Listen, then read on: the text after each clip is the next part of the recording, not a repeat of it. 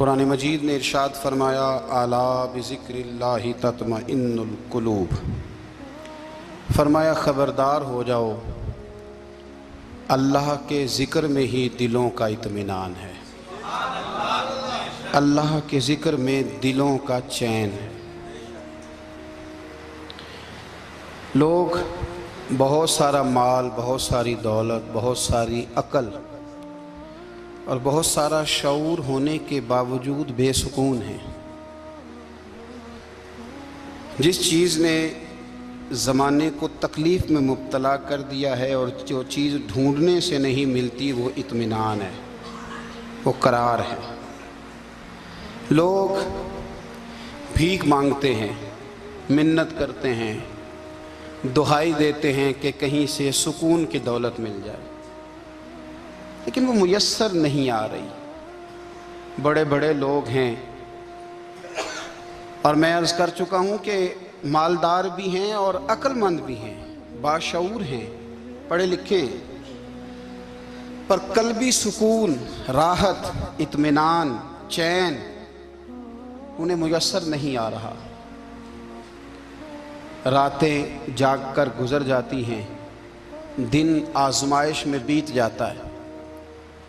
وہ کبھی اس کے لیے ٹھنڈے علاقوں کا سفر کرتے ہیں، کبھی دوستوں کی مجلسوں میں جا کر کے بیٹھتے ہیں، کبھی گھر سے دور اکیلے میں تنہائی میں وقت گزارنے کی کوشش کرتے ہیں، لیکن دولت سکون ناپید ہوتی ہے، میسر نہیں آتی۔ عرش کا رب فرماتا ہے کیوں تو بھٹکتا پھرتا ہے، کیوں دائیں بائیں جاتا ہے، چپ کر کے مسجد آ جا اور لوگوں سے بچ کے تنہائی میں میرا ذکر کر۔ اللہ ملے گا کیا؟ فرمایا اعلیٰ بذکر اللہ تطمئن القلوب، میں تیرے بے چین دل کو چین عطا کر دوں گا۔ وہ تیرا تڑپتا اور پھڑکتا ہوا مزاج، اسے میں سکون کی دولت دوں گا۔ یہ تجھے کہیں اور نہیں ملے گا، یہ میری یاد میں ملے گا۔ یہ چین، قرار، سکون تجھے یہیں میسر آئے گا۔ اطمینان قلبی زندگی کا حسن ہے بھائی، دولت سکون اصل ہے۔ بڑے ٹھنڈے کمرے میں کچھ لوگوں کو نیند نہیں آتی، اور داتا صاحب رحمۃ اللہ علیہ آپ جائیں تو دونوں سڑکوں کے بیچ جو فٹ پاتھ ہے نا، اس پہ بھی کچھ لوگ سوئے ہوتے ہیں۔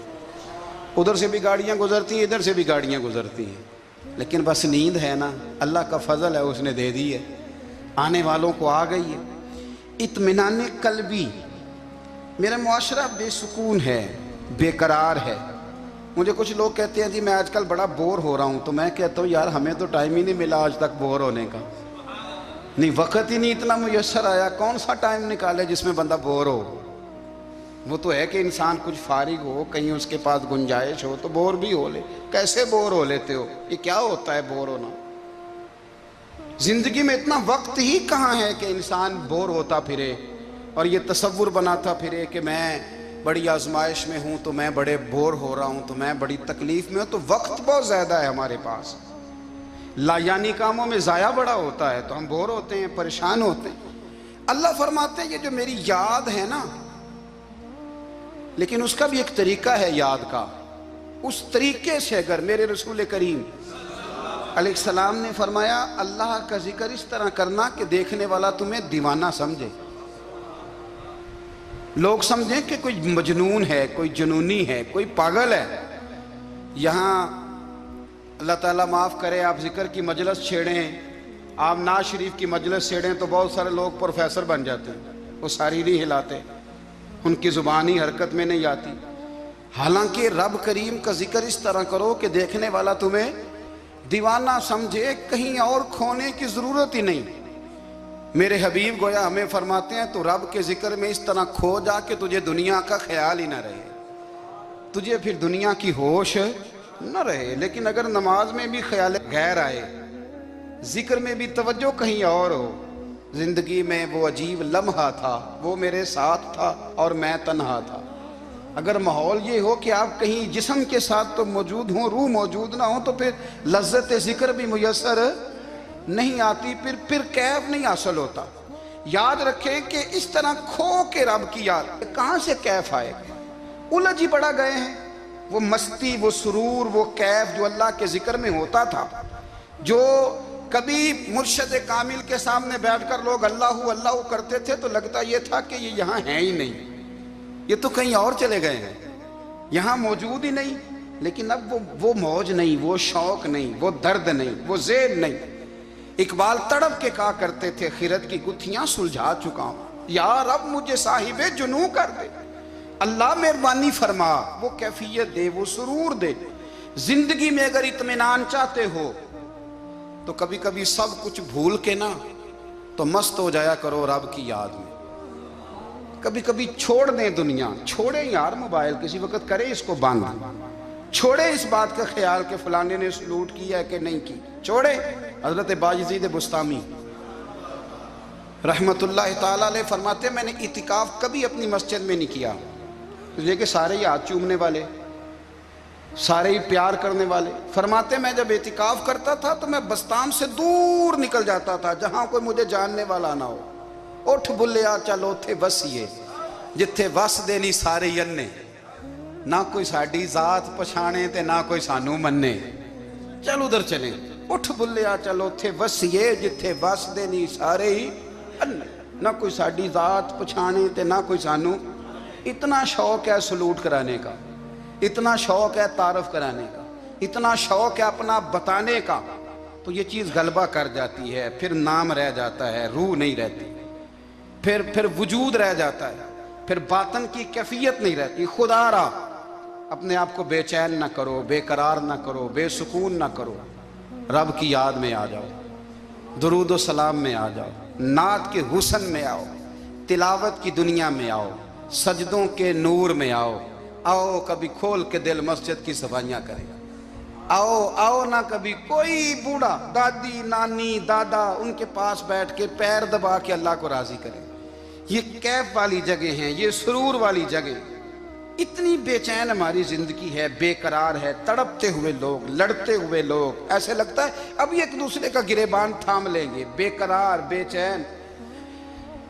کسی کو انتظار کا کہا جائے نا کہ 10-20 منٹ کسی کا انتظار کرو تو بعض لوگ مجھے ایسے لگتا ہے جیسے یہ ان کا کلیجہ پھٹ جائے گا، ڈاکٹر کے انتظار میں بیٹھے ہیں تو بڑے پریشان ہیں۔ کسی کو ملنے گئے ہیں کو آدھا گھنٹہ بیٹھنا پڑ گیا تو بڑی دقت میں ہیں۔ اپنے آپ کو سکون دیں۔ آپ یقین کریں بڑا مزہ آتا ہے کبھی کسی کا انتظار کرنا پڑے تو 2-4 تسبیح درود شریف پڑھی جاتی ہے، یعنی ذوق بن جاتا ہے کہ چلو اللہ نے موقع دیا ہے، کوئی سرکار کو یاد کر لیں، تنہائی مل گئی۔ ہمارا مزاج جس سختی کا شکار ہے وہ سختی آہستہ آہستہ ہمیں زیادہ آزمائش میں ڈال رہی۔ تو میرے بھائی زندگی میں اطمینان حسن ہے، اور وہ سب سے زیادہ اللہ کی یاد میں ملتا ہے، وہ سب سے زیادہ رب کریم کے ذکر میں۔ سب سے زیادہ جو چاہتا ہے نا دل ٹھنڈا رہے، زبان میٹھی رہے، وہ مدینے والے محبوب پہ درود و سلام پڑھا کرے، وہ حضور پہ درود و سلام پڑھا کرے، زبان میٹھی رہے گی۔ میرا ذاتی تجربہ ہے کہ جو آدمی اپنے اخلاق سنوارنا چاہے وہ حضور پہ درود شریف پڑھے، جو اپنے اخلاق سنوارنا چاہے، طبیعت کو ٹھنڈا رکھنا چاہے، وہ درود شریف پڑھے، اس کا دل سکون میں آئے گا۔ کچھ کام اور ہیں زندگی میں اطمینان کے لیے، ان کا ہونا بھی بڑا ضروری ہے۔ سب سے پہلے اگر آپ چاہتے ہیں نا زندگی میں سکون ہو تو حقیقتوں کا سامنا کرنا سیکھیں، آپ جو ہیں وہ رہنا سیکھیں، جو آپ نہیں ہیں وہ بننے کی کوشش نہ کریں۔ حقیقت کا سامنا کرو گے تو زندگی اطمینان میں آ جائے۔ ہم نے نا بہانے بنا لیے ہیں، ہیلے بنا لیے، جھوٹ کے سہارے اپنے آپ کو اونچا کر لیا۔ ایک آدمی سے کہا جاتا ہے تو رشوت نہ لے، تو کہتا ہے میں غریبوں سے نہیں لیتا۔ تو میرا سوال یہ ہے کہ امیروں کا حساب لینے کی اللہ نے تیری ڈیوٹی لگائی ہے، تیرے ذمہ لگایا ہے کہ تو امیروں کا حساب کر، تمہیں کیا ضرورت پڑی ہے؟ ہم نا بہانہ کرتے ہیں، رشوت لینے والے کا الگ بہانہ ہے اور سفارش والے کا الگ بہانہ ہے۔ حقیقت کا سامنا کریں، حقیقت کا۔ جو میرے ذمہ داریاں ہیں وہ میں نے پوری کرنی، جو آپ کی ذمہ داریاں ہیں وہ آپ جان نہ چھڑائیں، حقیقت پسند بنیں۔ میرے رسول کریم پھر پڑھیے درود شریف صلی اللہ تعالی علیہ وسلم۔ حضور صلی اللہ علیہ وسلم نے فرمایا کہ میری بیٹی سیدہ فاطمہ الزہرا رضی اللہ تعالی عنہا صرف جنتی نہیں، جنتی عورتوں کی سردار ہے۔ لیکن حضور نے یہ بھی فرمایا کہ فاطمہ یہ خیال رکھنا اگر اللہ نے حساب پوچھا تو حساب تم نے خود دینا ہے. نہیں، حقیقت کی طرف توجہ کرائی حضور نے. وہ صرف جنتی نہیں، جنتی عورتوں کی سردار ہیں، پر حقیقت کی جانب توجہ. میں حقیقت یہ ہے کہ اگر مالک نے حساب پوچھا تو اس کی تیاری بھی